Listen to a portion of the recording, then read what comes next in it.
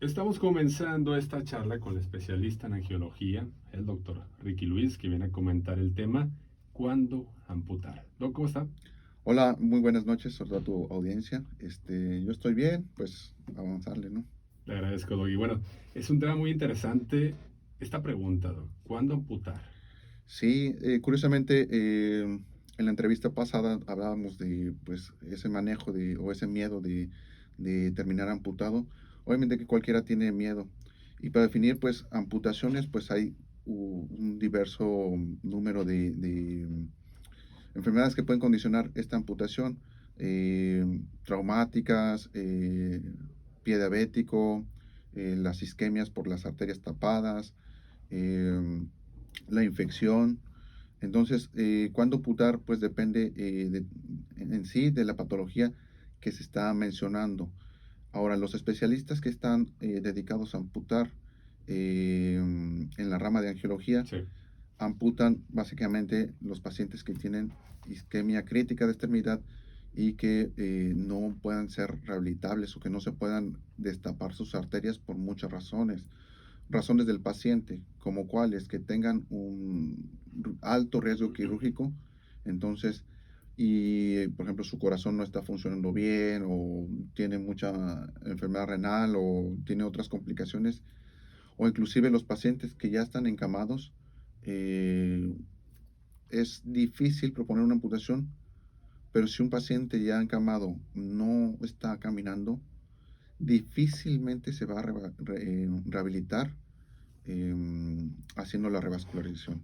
Sobre todo porque pues llega por el tiempo, el costo, no convendría hacerlo. Si el paciente ahorita tiene varios meses o tiene el antecedente, por ejemplo, de una enfermedad vascular cerebral que lo dejó eh, paralítico, por ejemplo, probablemente su mejor opción no sería revascularizar, Ujú. sino amputar, ¿sí?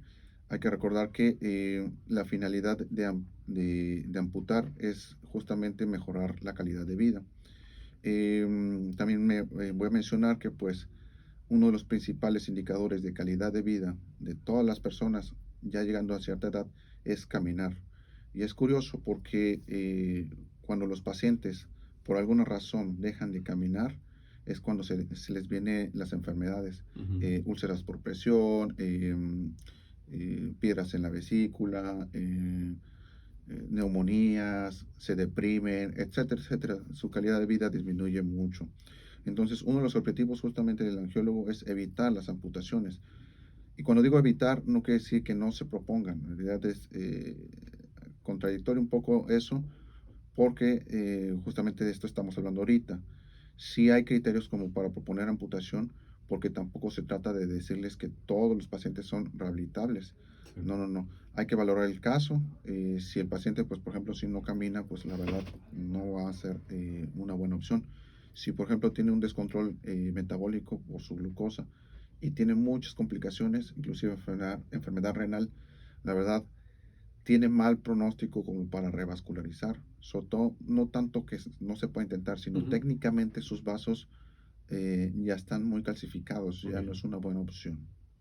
Doc, escuchamos amputación y pensamos en úlceras, en heridas, pero también pueden ser amputados sin tener una úlcera, una herida de una persona. Claro, una de las amputaciones que se hacen por no tener enfermedad de diabetes o las arterias tapadas es lo que se dicen las amputaciones traumáticas en población joven. Ujú. Sí estamos capacitados, igual que ortopedia, traumatología y ortopedia, a diagnosticar, aunque considerando ya con los equipos que luego llegamos a formar con nosotros los especialistas, siempre es bueno que por una fractura en un atropellado por moto, por coches, etcétera, lo valore un equipo que ya tenga tanto el traumatólogo como el angiólogo para determinar una opción de viabilidad, porque a veces la fractura es tan grande, el impacto es tan grande que conviene más amputar. Suena muy difícil, en realidad estos temas son un poco parecidos a los temas de cáncer, porque la gente no quiere escuchar esto, ¿sí? No quiere que les digan, no, es que te tengo que amputar, no, no. La gente quiere escuchar, no, te voy a salvar la extremidad, pero vamos a dejarlo. por ética profesional, nosotros tenemos que ser muy sinceros con los pacientes y decir, ¿sabes qué? Tu mejor opción en este momento es amputar. ¿Por qué? Si es joven, muy probablemente se puede revascularizar, pero tuvo un trauma en la cara o en el cerebro y requiere otra cirugía más urgente.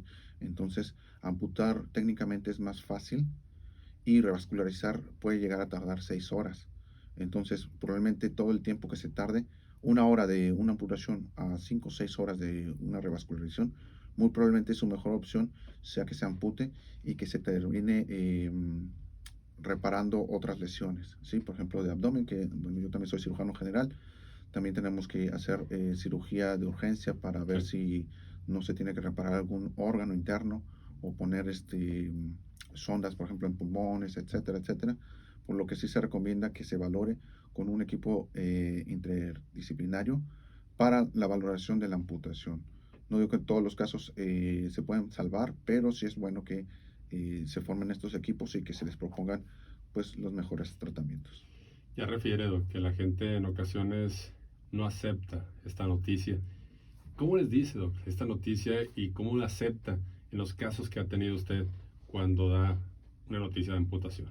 Mira, el miedo de no de amputar es que ellos piensan que no van a poder caminar. Ok, Entonces, sí es muy buena pregunta porque justamente hace 2 días vi un paciente que ya llevaba con varios especialistas y me preguntó, no, pues tú ya dime la verdad, ¿se requiere amputar? Bueno, pues sí, la mitad del pie está negro.